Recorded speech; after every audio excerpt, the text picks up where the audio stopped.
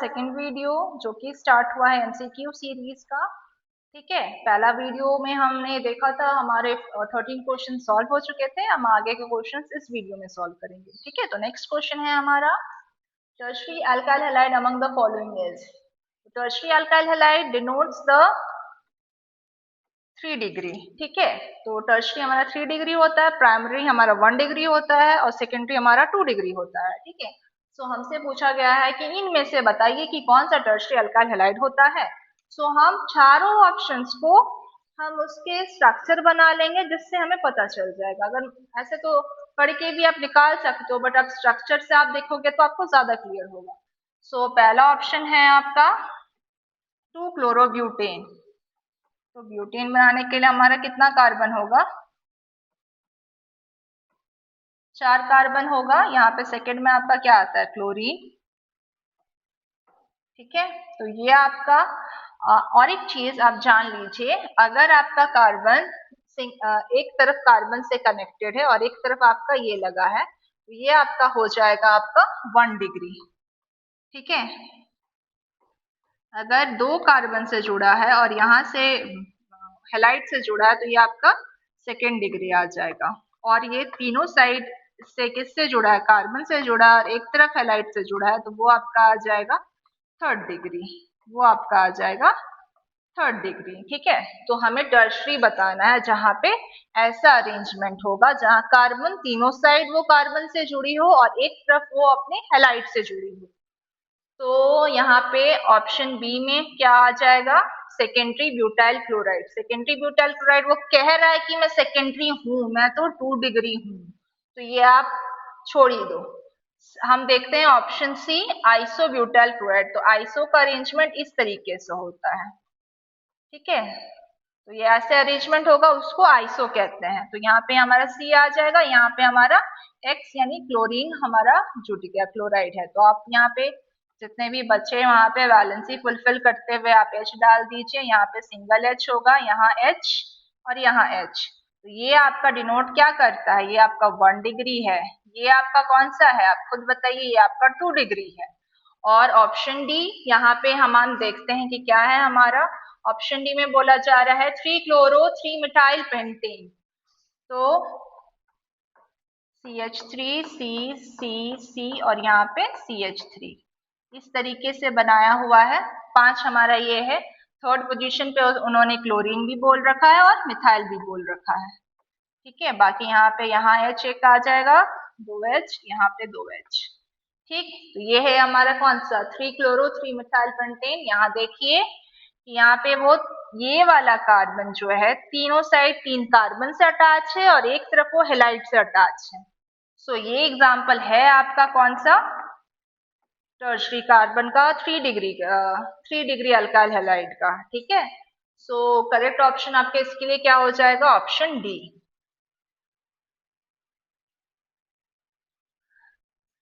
अब अगला क्वेश्चन हमारा बोला जा रहा है, arrange the following compound in increasing order of the boiling points. अब बॉइलिंग पॉइंट्स से ये पूछा जा रहा है। ठीक है, अब बॉइलिंग पॉइंट और ये वाले कंपाउंड्स दिए गए हैं, हमें उसका कनेक्शन जानना है। तो जो जो भी बॉइलिंग पॉइंट होता है हमारा, that is inversely proportional to branching. अगर ब्रांचिंग ज्यादा है तो बॉइलिंग पॉइंट क्या होगा, उसका कम होगा। कम सरफेस मिल रहा है ना, तो बॉइलिंग पॉइंट उसका कम हो जाता है। अगर लीनियर चेन है यानी ब्रांचिंग नहीं है तो बॉइलिंग पॉइंट उसका ज्यादा होगा। तो अगर देखा जाए इंक्रीजिंग ऑर्डर, तो लीनियर चेन सबसे ज्यादा सेकेंड ऑप्शन है हमारा, तो वो क्या हो जाएगा, सेकेंड ऑप्शन है, इसका ज्यादा होगा। फिर आपका कौन सा है इसका ब्रांचिंग, पहले का, ये 3rd ऑप्शन का तो और भी ज्यादा ब्रांचिंग किया हुआ है। ठीक है, तो सबसे कम होगा इसका बॉइलिंग पॉइंट, फिर आएगा इसका और इसका फिर होगा, तो सबसे कम हमारे इसका हो जाएगा। ठीक है, सबसे ज्यादा इसका होगा, फिर इससे कम इसका होगा, सबसे ज्यादा कम उसका होगा। ठीक, सो अगर आप ऑप्शन वाइज देखेंगे तो कहीं ना कहीं ऑप्शन सी में ये वाला ट्रेंड फॉलो किया गया, आप चेक कर लीजिएगा क्वेश्चन। ठीक है, अब हम आगे बढ़ते हैं। क्वेश्चन नंबर 6, ये अगर ये आपका ऑर्गेनिक केमिस्ट्री से रिलेटेड वाला पार्ट है जहाँ आप फेनॉल वाला पढ़ते हैं। बहुत ही सिंपल क्वेश्चन है यहाँ। ये है हमारा फेनॉल। इसको आप बेंजीन रिंग को आप ऐसे भी रिप्रेजेंट कर सकते हैं कॉन्जुगेटेड बॉन्ड्स के थ्रू भी, या आप कॉन्जुगेशन है तो हम ऐसे सर्कल्स भी बना सकते हैं। It's a very common thing. अब इसमें जब आप नाइट्रिक एसिड डाल रहे हैं वो भी कॉन्सेंट्रेटेड एंड वो भी 3 मोल्स, तो फिर क्या होता है वो ऑर्थो पे एंड पैरा पे आता है आपका नाइट्रो ग्रुप। सो वो आपका क्या बन जाता है,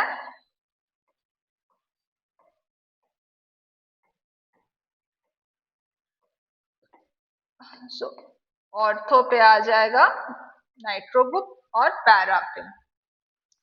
सो ये पोजीशन अगर 1 है, ये पोजीशन अगर ये पोजीशन 1 है, ठीक है, तो ये क्या होती है 2 3 4 5 6, तो क्या हो जाएगा 2 4 6 और 3 नाइट्रो ग्रुप प्रेजेंट है, तो क्या हो जाएगा ट्राई नाइट्रोफेनॉल। तो ये हमारा क्या आ जाएगा 2 4 6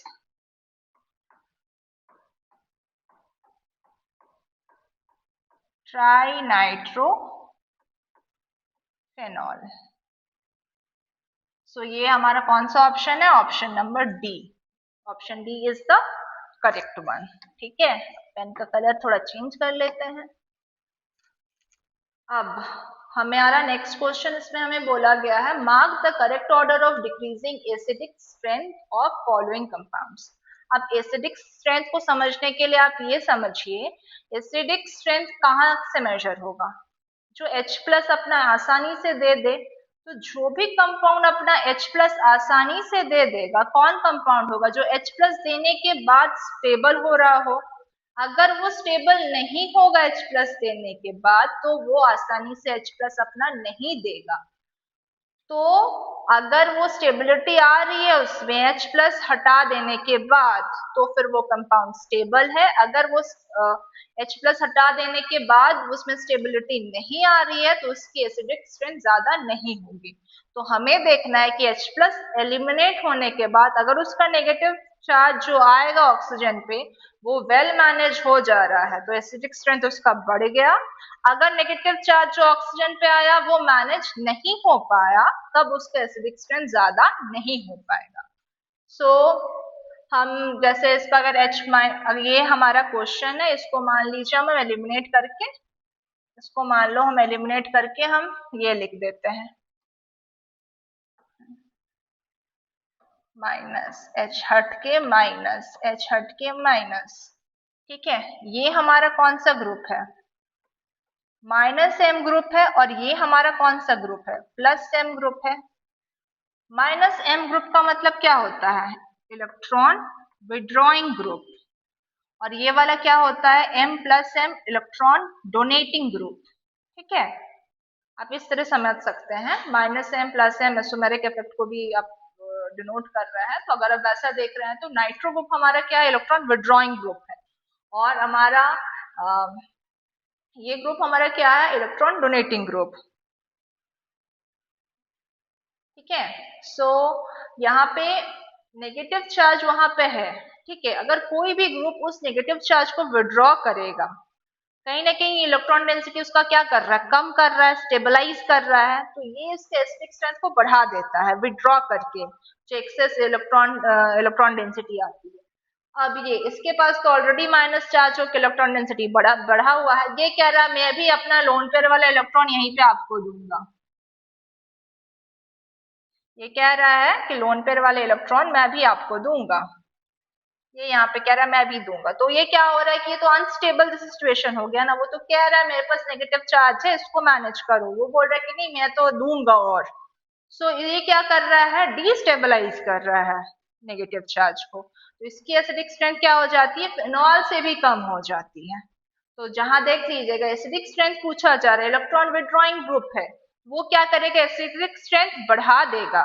वही इलेक्ट्रॉन डोनेटिंग ग्रुप है, वही एसिडिक स्ट्रेंथ को क्या करेगा, कम कर देगा। तो अगर हम ऑर्डर चेक करें तो सबसे ज्यादा बी का होगा एसिडिक स्ट्रेंथ, फिर हमारा फेनॉल का होगा, फिर हमारा मेथोक्सीफेनॉल का होगा। तो BAC ऑर्डर कहाँ फॉलो हुआ है? पहला ऑप्शन है हमारा बी का, फिर सी, फिर BAC का, फिर ए का, फिर सी का। तो option A is the correct answer for question number 17। इसमें सिंपल सा इसमें ये है कि जहां भी नेगेटिव चार्ज है वो इलेक्ट्रॉन विड्रॉइंग ग्रुप जहां पे होंगे वो उसको स्टेबलाइज करेगा, उसका एसिडिक स्ट्रेंथ बढ़ा देगा। इलेक्ट्रॉन डोनेटिंग ग्रुप जहां पे आता है तो वो क्या करता है कि उसको डिस्टेबलाइज कर देता है। इस तरीके से उसका एसिडिक स्ट्रेंथ कम हो जाता है, मेन फेनॉल से भी उसका कम हो जा रहा है। ठीक है, अब नेक्स्ट क्वेश्चन हम देखते हैं। In Clemmensen reduction, carbonyl compound is reacted with option A zinc amalgam HCl, sodium amalgam HCl, C zinc amalgam HNO3, D sodium amalgam HNO3। तो इसमें आपका पहला ऑप्शन क्या होता है? ये क्लेमेंसन रिडक्शन कार्बोनिल को डायरेक्टली एल्कीन में कन्वर्ट कर देती है। जैसे कि मान लीजिए ये कोई रिएक्शन हुआ, ठीक है। अब क्लेमेंसन रिएक्शन के रिएजेंट क्या है?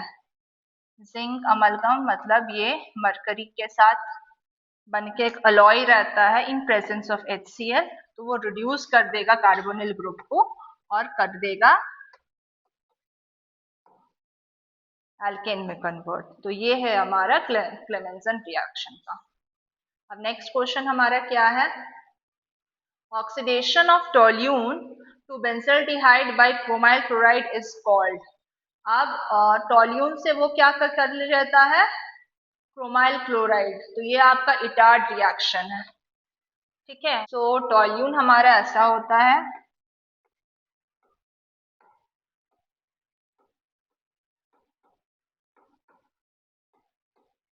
इसमें रिएक्शन किसके साथ किया जा रहा है? सॉल्वेंट हम कार्बन डाइसल्फाइड लेते हैं, फिर ये जब रिएक्ट कर रहा होता है इसके साथ तो ये आपका बनाता है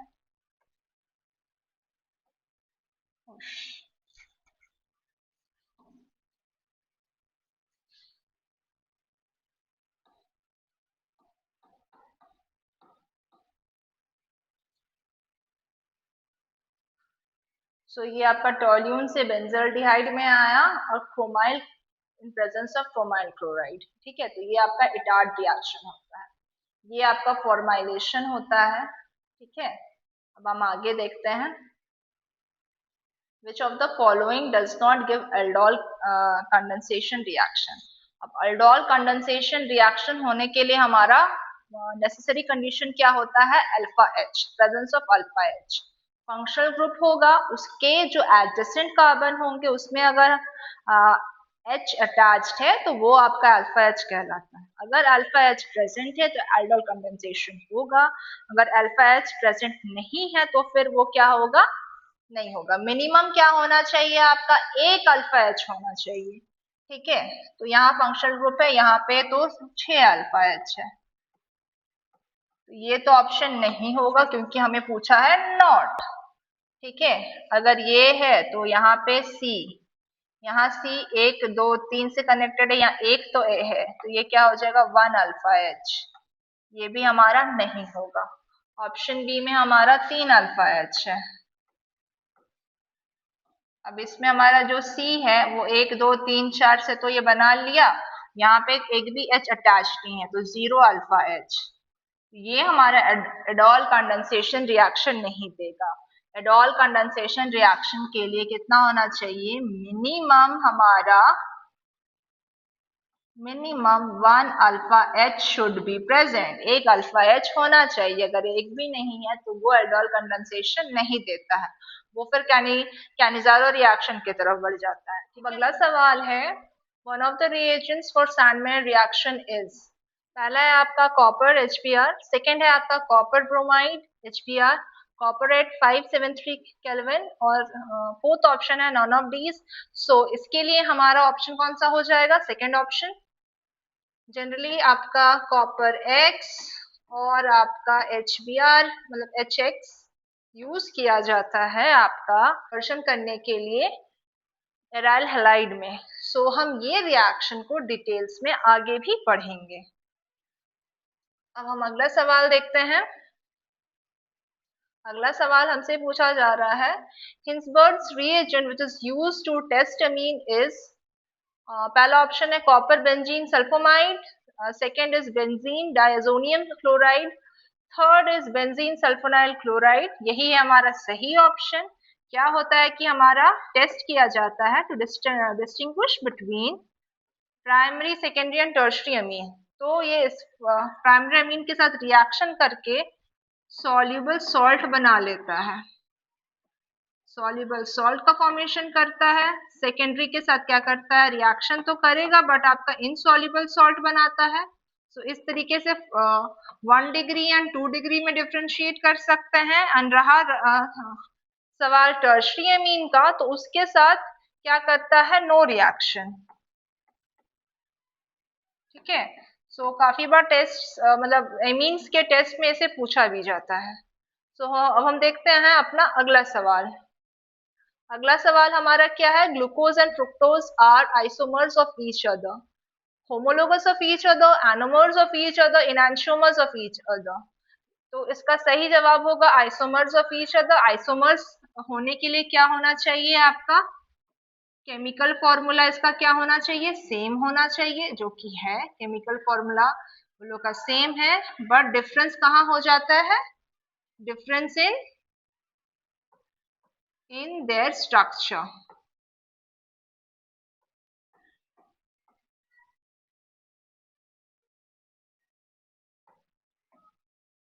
ठीक है, होमोलोगस तो नहीं कहेगा क्योंकि वो प्रीसीडिंग सीरीज को होमोलोगस कहते हैं। एनोमर्स होने के लिए कार्बन 1 में बस वो डिफरेंस होना चाहिए, बाकी पूरी चेन सेम होनी चाहिए।